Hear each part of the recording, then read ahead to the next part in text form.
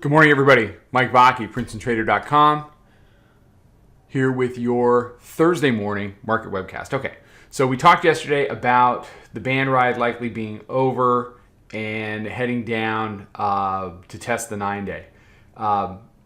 The pop up into the Fed day actually preserved the band ride. I wrote down here the band ride was ended. That's incorrect. We did test the 9-day, and we are testing the 9-day. Unless something changes dramatically, the band ride should end today. So let's hop over to the hourly. So we hop up, FOMC reaction, and they reject. So you've had a couple of rejections on consecutive days. 58.75 and what is that, 49.25.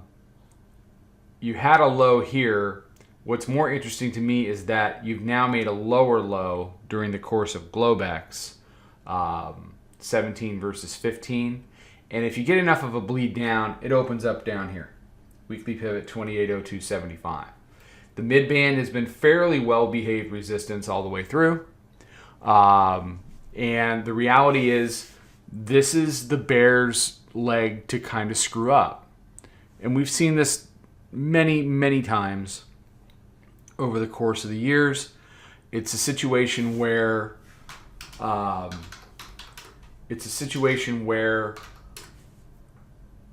bears make a stand at a certain price level, execute a lower high, and then what they need to do then is finish to seal off a key area. In this case, it would be the pre-FOMC price at 28.26.5, which they've done a very good job of trying to seal off in the overnight.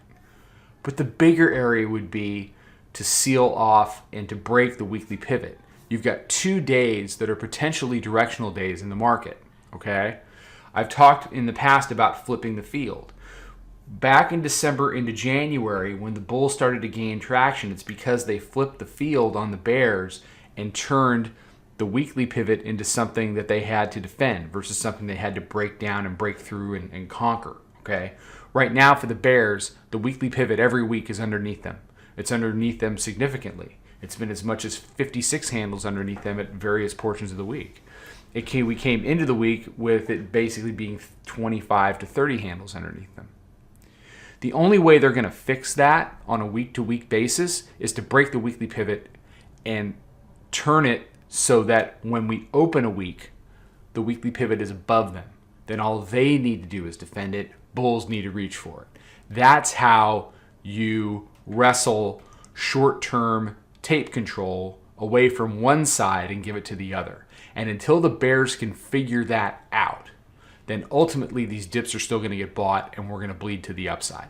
They have an excellent opportunity over the course of the next 2 days to execute that move. How do you execute that move?